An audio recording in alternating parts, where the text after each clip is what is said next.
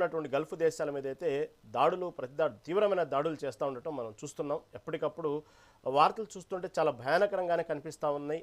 ఏమాత్రం ఇజ్రాయెల్తో పాటు తన చుట్టుపక్కల ఉన్నటువంటి గల్ఫ్ దేశాల మీద దాడి చేయడం కూడా చాలా సంబంధించినటువంటి అంశాలు చూస్తూ ఉంటే ఏ విధంగా తీవ్ర పరిణామాలు దారితీస్తాయి, ఇది అసలు మూడో ప్రపంచ యుద్ధాన్ని దారితీసిద్దనే పరిస్థితులు కూడా నెలకొంటున్నాయి. ఇప్పటికే సంబంధించినటువంటి గల్ఫ్ దేశాలు మొత్తం కూడా ఇరాన్కు వార్నింగ్ ఇచ్చిన కొద్దిసేపటి క్రితమే. అయినప్పటికీ కూడా ఇరాన్ మాత్రం దాడులు ఆపట్లేదు.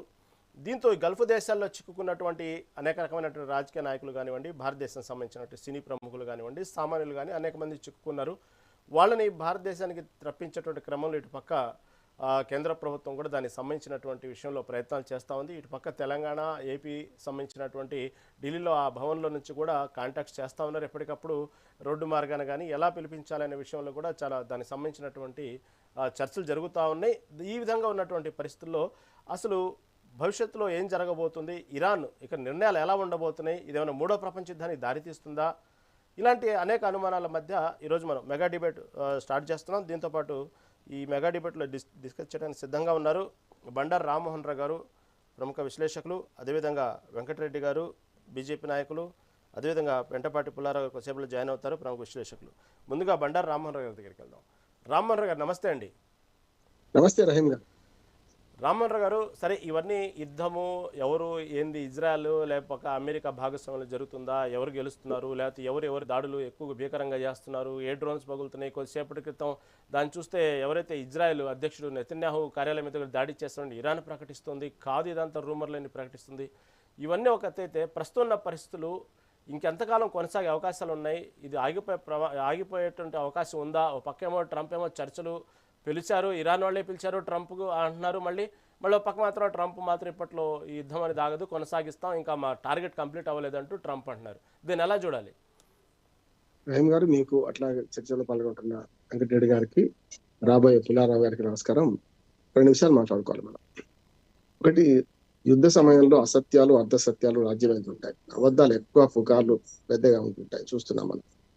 ట్రంప్ సోషల్ మీడియా పేరే ట్రూత్, కానీ అబద్ధాలే అన్ని ప్రచారం చేస్తుంటాడు, చూస్తుంటాం మనం.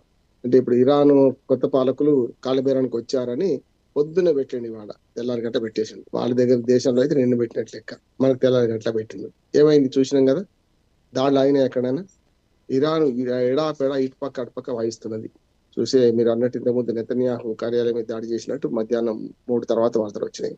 అది ఇంతకు ధృవీకరించాలి. ఇటుపక్కనే నెతన్యాహు మీద దాడి జరిగిందని కార్యాలయం మీద ఆయన ఉన్నాడా లేడా అనే అనుమానాలు ఉన్నాయి కనుక దాని మీద ఇజ్రాయెల్ ప్రకటించలే. కాకపోతే ఈ సోషల్ మీడియాలో వీళ్ళు మాత్రం ఇరాన్ ప్రకటించుకుంటారు, చూస్తున్నాం మనం. అందుకని ఏమంటున్నానంటే, ఇది ఎన్ని రోజులు ముగుస్తుంది అంటే, నిజంగా యుద్ధం మొదలు పెట్టడం వాళ్ళ చేతిలో ఉంటుంది, ముగించడం ఎవరి చేతిలో ఉండదు అంటున్నాడు. అంటే మొత్తం అంతా దేశాలకు ఒకటే తప్ప ముగించడం ఉండదు. కానీ ఇరాన్ అధ్యక్షుడు నిన్నటిదాకా ఆ ఖొమైనీ ఏమన్నాడు, మీరు మొదలు పెట్టారు, నేను ముగిస్తాను. ముగించారు. ఎట్లా ముగించారు? ఆయన జీవితమే ముగించబడ్డారు, చూసినాం మనం. ఆయన ప్రాణాలు పోయిన, గాల్లో కలిసిపోయింది. ఆ శవం చూస్తే మనకు ఎంతటి వాడైనా ఎక్కడైనా సరే ఇట్లాంటి పరిస్థితులలో ఎట్లా దిక్కులేని చావు తెచ్చినట్టే కదా లెక్క అయితే. కనుక ఇట్లా చూస్తే ఇరాను మరొక తప్పు చేస్తుంది అనిపిస్తుంది. అంటే కనీసం అప్పుడన్నా మొన్న ఎట్లా బ్రీతింగ్ పీరియడ్ ఎట్లా తీసుకున్నారో కొంత ఓపిక పడితే బాగుండేది అనిపించింది. మొత్తం ఆసుపాసులు కనుక్కొని ఇరాను ఎప్పుడైతే జూన్ లో విరమించిన తర్వాత అది కామా మాత్రమే, ఫుల్ స్టాప్ కాదని వెంకరెడ్డి గారు మీరు నేను ఉన్నప్పుడు గతంలో అన్నాను కూడా నేను. అందుకని ఏమంటే ఫుల్ స్టాప్ కాలే, ఇప్పుడు కామా పడ్డది. ఏమైందంటే అతను చూసి శనివారం దాడి చేయడానికి ప్రధాన కారణం శుక్రవారం సెలవు కనుక అక్కడ శనివారం, మన సోమవారం ఎట్లనో వాళ్ళు శనివారం వర్కింగ్ డే కనుక పొద్దున్నే మీటింగ్ లో కూర్చుంటారని తెలిసి మరి దాడి చేశారు. ప్రాణం పోయింది ఆయన. ఇవాళ ఇరాన్ తర్వాత కొత్త పాలకులు వచ్చిన తర్వాత కూడా ఏం చేస్తున్నారు, సలహా కమిటీ వచ్చిన తర్వాత ఈ 2 దేశాలకే పరిమితం చేస్తే యుద్ధం ఇంకో రకంగా ఉంటుండే. అంటే ఇజ్రాయెల్ మీద పోరాడడానికి కారణం ఉంటుంది, అమెరికా మీద పోరాడడానికి కారణం ఉంటుంది. కానీ ఎడాపెడా ఇటు మరొక 5 దేశాల మీద పడ్డారు కదా దుర్మార్గంగా. అయితే ఏమైందంటే, ఇప్పుడు వాళ్ళైతే ఊరుకోరు కదా రహీం గారు, 5 దేశాలు ఊరుకోవు. వాళ్ళు ఏమైందంటే 3 దేశాల పోరాటం కాస్త 13 దేశాల పోరాటంగా మారిపోయింది. ఇప్పుడు ఇజ్రాయెల్ మన బ్రిటన్ ముందుకు వచ్చింది, మన కెనడా దాన్ని ఖండిస్తున్నది, కానీ బ్రిటన్ ముందుకు వచ్చింది, ఇంకా జర్మనీ కూడా ముందుకు వస్తుంది అంటున్నారు. అంటే ఒక రకంగా చెప్పాలంటే 6 దేశాల మీద అయితే డైరెక్ట్ దాడి చేసింది కదా. అంటే చుట్టూ 360 degrees చుట్టూ కూడా ఇవాళ ఇరాన్ శత్రువులు అయ్యారు. మొత్తం బహ్రెయిన్ కానీ, కువైట్ కానీ, దుబాయ్ కానీ, యుఏఈ కానీ, ఇట్లా ఈ 4-5 దేశాలతో పాటు ఇటు పక్కన ఎట్లాగూ ఇజ్రాయెల్ అమెరికా ఉన్నది. కనుక అందరినీ శత్రువులు చేసుకొని ఒకే పారి అందరినీ దాడులు ఎదుర్కొంటుంది ఇరాన్. మరి ఎడిపోతుందో తెలియదు కానీ ఇది కొంచెం మెల్లమెల్లగా ప్రపంచ యుద్ధానికి దారితీస్తున్న అనను కానీ ఈ యుద్ధం కొనసాగుతుంది అనుకుంటున్నాను. ఇంకొక మాట చెప్పి ముగిస్తాను నేను. ఇరాన్ సైనిక శక్తులు తక్కువ అంచనా వేయడానికి వీల్లేదు. ఇరాన్తో పోల్చుకుంటే విమానాల సంఖ్య కానీ మనకు సైనికుల సంఖ్య ముఖ్యంగా IRGC చాలా పెద్దది. మనకు సైన్యం 6 లక్షల మంది దాకా 1.5 మంది దాకా వాలంటీర్లే ఉంటారు అందులో. వాళ్ళ పెద్ద సైన్యం, వాళ్ళు పూర్తిగా కట్టర్ ఇస్లామిక్ తీవ్రవాదులు. వాళ్ళు ఒక రకంగా చెప్పాలంటే వెనకడ మన రజాకాలు అనే వాళ్ళం కదా, అట్లాంటి వాళ్ళు. అంటే ప్రైవేట్ సైన్యానికి ఇచ్చినట్టు లేక అది కేవలం అధ్యక్షుడికే పెద్ద మనకు జవాబుదారిగా ఉంటది. వాళ్ళు కూడా ఇవాళ వ్యూహాత్మకంగా ఇది అన్ని దేశాల మీద దాడులు చేస్తున్నారు అంటున్నారు. ఏం జరుగుతుందో చూద్దాం. మొత్తం మీద మాత్రం ఈ యుద్ధం ఒక 4-5 రోజుల లోపల ఆగుతుందని నేను అనుకుంటలేను. మూడో ప్రపంచ యుద్ధానికి దారి తీయదు. కానీ ఇది ఆపడానికి ఒకటే ఒక శక్తి ఏమైనా ఉంటే ఏంటంటే మనకు ఐక్యరాజ్య సమితి మరి దేశాలను కూర్చునిపెట్టి ఇటు పక్క రష్యా, చైనా కూడా ఏమైనా జవాబుదారితో తీసుకొని మన పుతిన్ కనుక కొంచెం చొరవ తీసుకొని అమెరికాను ఒప్పిస్తే ఏమైనా జరిగే అవకాశం ఉంటుందేమో. కానీ ఏ దేశం కా దేశం వాళ్ళ లోపాలు వాళ్ళకు ఉన్నాయి. ఈ ఉక్రెయిన్ రష్యా యుద్ధం ఆగుతలేదు, మీరు ఆపుతున్నారా మేము ఆపడానికని అమెరికా అంటది. ఇటుపక్క తైవాన్ నుంచి దాని మీద ఆక్రమణ చేసుకొని చైనా కూడా తన తప్పు తనకు ఉంది, గురువింద కింద తన నలుపలేదు అన్నట్టు ఎవరి తప్పులు వాళ్ళు ఉన్నాయి. నేను మొదటి నుంచి అంటున్నాను, ఈ 3 తోడేళ్ళు లాంటివి, అమెరికా కానీ, రష్యా కానీ, చైనా కానీ. ఈ తోడేళ్ల పోరాటం ఎందుకోసం అంటే సామాన్య చిన్న చిన్న దేశాలను ఆక్రమించుకోవడానికి లేకుంటే భయపెట్టడానికి పనికొస్తున్నాయి తప్ప ఇంకోటి ఏం లేదు. ఈ మేకల మందలైన మిగతా దేశాలను కూడా చప్పట్టు కొడుతున్నాయి, ఏదో ఒక పక్షానికి చేరిపోతున్నాయి. దీనివల్ల ఏమంటే మిమ్మల్ని ఎవడు మోసం చేయడానికి, ఎవడి భార్య పడడానికి అంటే మేకల మందలు కదా తోడేళ్ల పోరాటం చూసి చప్పట్లు కడతాయి. ఈ 3 అగ్రరాజ్యాలు కూడా అదే పని చేస్తున్నాయి. మన భారత ప్రధాని నెతన్యాహుతో నిన్న ఇవాళ మాట్లాడినట్టున్నారు. మరి శాంతి తప్ప ఇంకోటి మార్గం లేదు, దయచేసి సమయం పాటించండి, ఇరాన్కు ఒక అవకాశం ఇచ్చి చూడండి అని కూడా చెప్పినట్లు ఉన్నాడు. మరి మోడీ గారు కూడా తన ట్విట్టర్లో పేర్కొన్నారు. చూద్దాం ఏం జరుగుతుందో. మొత్తం మీద మాత్రం యుద్ధం ఇప్పుడంతా ఆయేటట్టయితే నాకు అనిపిస్తలేదు. మోహన్ రావు గారు, ఇక్కడ సరే ఖమేనీని హత్య చేసిన తర్వాత ఇటు చూస్తే అనేక మంది ఇరాన్ సంబంధించిన ప్రజలు రోడ్ల మీదకి వచ్చి వాళ్ళు సంతాప దినాలు ప్రకటిస్తూ ఉన్నారు. కొంతమంది భయంకరంగా ఏడుస్తున్నారు, నిరసనలు తెలుపుతున్నారు, లక్షల్లో రోడ్ల మీదకి వచ్చారు. అట్ సేమ్ టైం చాలా మంది ఆనందం కూడా వ్యక్తం చేస్తున్నారు, సంబరాలు కూడా చేసుకుంటున్నారు. దీన్ని ఎలా చూడాలి అంటే వాస్తవంగా కామనే ప్రతి లీడర్కి ఇలా మంచి గుర్తింపు, చెడు గుర్తింపు ఉంది. అసలు ఓవరాల్ ఖమేనీ యొక్క సంబంధించినటువంటి పరిపాలన గురించి చెప్పుకోవాలంటే ఏం చెప్పుకోవచ్చు? దుర్మార్గ పరిపాలన అతను. ఎందుకంటే మానవ హక్కులు హరించిండు. ఇటు పక్క ఇజ్రాయెల్ తోని ఇప్పుడు తన మానవ తనకుండి ఇప్పుడు చూస్తున్నాం కదా, గల్ఫ్ దేశాలు ఎంత బాగా బ్రహ్మాండంగా ఉంటున్నాయో చూస్తున్నాం కదా. దుబాయ్ కానీ, UAE కానీ వాళ్ళు సంపాదన చేస్తూ ఎంజాయ్ చేసుకుంటున్నారు. ప్రపంచం అంతా ఆహ్వానిస్తుంది. వాళ్ళ దుబాయ్ లాంటి దేశం అయితే ప్రపంచం అంతా కూడా వాళ్ళకి ఎక్కడెక్కడి నుంచో వచ్చి అక్కడ ఇల్లు కట్టుకుంటున్నారు, మంచి జీవితం వెళ్ళ తీసుకుంటున్నారు. నిజంగా ఇరాన్ కనుక తనదైన దారిలో తను మాత్రం తన సంగతి చూసుకుంటే ఇంత సమస్య రాకపోతుంది అంటున్నారు. ఇజ్రాయెల్ తోని కూడా ఈ తీవ్రవాద సంస్థలు ప్రోత్సహించేందుకు అనవసరంగా తప్పు కదా. ఇప్పుడు హెజ్బుల్లా కానీ, లేకుంటే హౌతీ కానీ, హమాస్ కానీ వాళ్ళని ప్రోత్సహించింది ఇరాన్ కదా. మన విషయాల్లో జోక్యం చేసుకోవడం వల్ల వచ్చిన సమస్య అని నేను అనుకుంటున్నాను. ఇది స్వయంకృత అపరాధం. కానీ అమెరికా తప్పేదంటే ఉన్నది. కాకపోతే గతంలో ఏదైతే అణు ఒప్పందం ఉందో దాన్ని కొనసాగిస్తామని ఇరాన్ అంటే 2018లో కదా మనకు ట్రంప్ వచ్చిన తర్వాత ఒప్పందాన్ని ఏకపక్షంగా రద్దు చేసుకున్న ఆయనే కదా.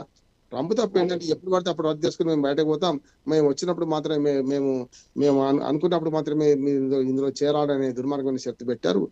2 చేతులు కలిసి చప్పట్లు అవుతాయి. మీరు ఇంకో మాట అన్నారు, ఇజ్రాయెల్లో మన ఇరాన్లో 2 రకాలుగా అభిప్రాయాలు ఉన్నాయి ఉండొచ్చు. కానీ ఖమేనీ చనిపోక ముందు ఉన్న వ్యతిరేకత అని చనిపోయాక లేదనుకుంటాను. నాకు తెలిసిన సమాచారం ఏంటంటే ఖమేనీ చనిపోక ముందు కొంత వ్యతిరేకత బాగా ఉండి అది ఒత్తిపండు చేసి అమెరికానే కొంచెం రెచ్చగొట్టింది. వాళ్ళందరూ తిరుగుబాటు చేయండి అని చెప్పడం, దాంతో పాటు తిరుగుబాటు చేసే వాళ్ళ మీద మానవ హక్కుల ఉల్లంఘన జరుగుతుందని చెప్పి అమెరికానే ఐక్యరాజ్య సమితిలో తీర్మానం ప్రవేశపెట్టింది. మీకు తెలుసు ఆ తీర్మానం ఏంటంటే 24 దేశాలు దానికి అనుకూలంగా, అమెరికాకు అనుకూలంగా ఇరాన్కు వ్యతిరేకంగా ఓటేసినాయి. అటు పక్కన 14 దేశాలు ఎటు కాకుండా నా ఉదాహరణ ఇద్దరు అన్నట్టు వాళ్ళు ఊరుకున్నారు. కానీ పాకిస్తాన్, ఇండియా ఇక్కడ మనకు విభేదాలు ఉండొచ్చు, కానీ ఇరాన్కు అనుకూలంగా అమెరికాకు వ్యతిరేకంగా మనం ఓటేసాం. ఎందుకంటే వాళ్ళ అంతర్గత వ్యవహారంలో, అంతరంగ వ్యవహారంలో మనం ఎట్లా జోక్యం చేసుకుంటాం, జోక్యం చేసుకోవాల్సిన అవసరం లేదు. తిరుగుబాటు చేస్తే చేయనియండి, అక్కడ ప్రజలు తిరుగుబాటు చేయాలి. కానీ దాన్ని ఒత్తిపండు చేసి మీరు ఇక్కడ తీర్మానం ప్రవేశపెట్టి వాళ్ళ మీద మానవ హక్కులు ఎట్లా అంటారని చెప్పి మనం ఇరాన్కు అనుకూలంగా, అమెరికాకు వ్యతిరేకంగా ఓటు చేసినాం. ఆ ఓటు కూడా మనకు నిష్పక్షపాతంగా ఉన్నదని నిరూపించడానికి పనికి వచ్చింది అంటున్నాను. అందుకని ఇక్కడ రెండు ఉంటాయి.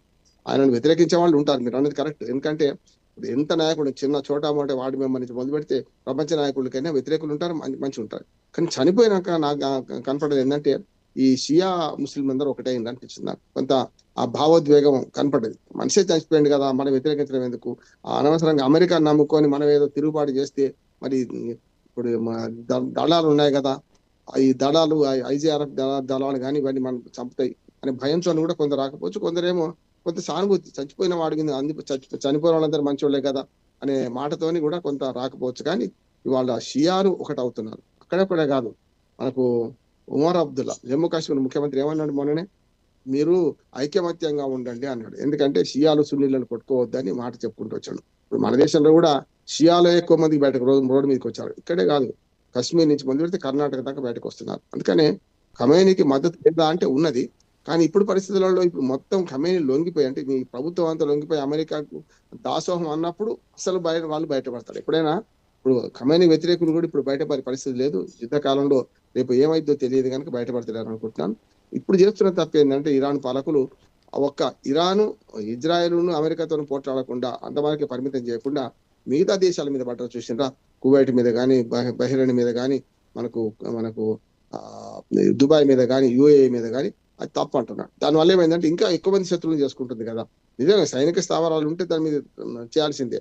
కానీ దుబాయ్ నుంచో అక్కడి నుంచో ఒక్క మనం క్షిపణి అన్నా వచ్చి ఇరాన్ మీద పడ్డదా?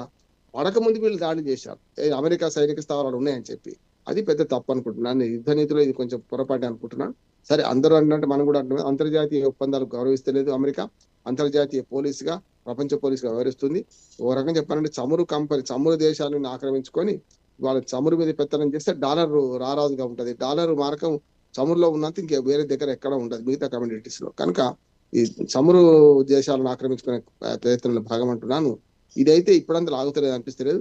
మరి 10 పోయి 13 దేశాలకు వస్తుందా, మరి రెండో ప్రపంచ దేశం యుద్ధం జరిగినట్టు ఎక్కువ మంది దేశాలకు విస్తరిస్తుందా, చూడాలి జరుగుతుంది. Okay, right. మళ్ళీ మీ దగ్గరకు వస్తాను రామ్మోహన్ రావు గారు.